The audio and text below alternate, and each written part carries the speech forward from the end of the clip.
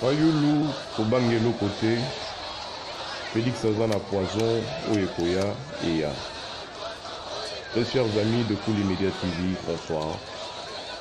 Toye Kozonga lisusu lelo pona kolakisa bino ete mokonzi ya mboka Félix Tshisekedi azalaki bongo moto oyo bazali kozela na université de Kinshasa oyo tobengi UNIKIN na ba étudiant na mokolo ya lelo lundi na ndenge ya visite.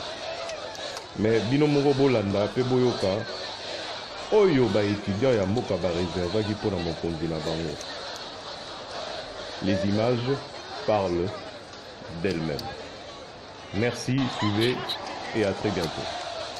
Boyoka.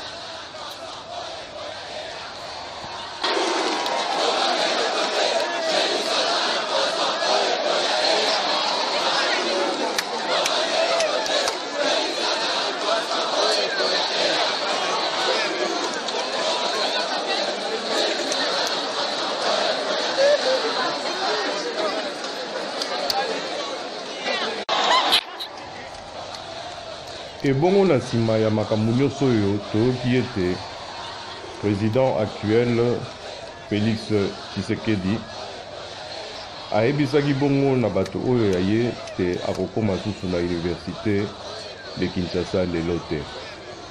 Et bongo a reportaki bongo rendez-vous yango na ba mikolo ekoya. Merci et à très bientôt sur Kouli Media TV.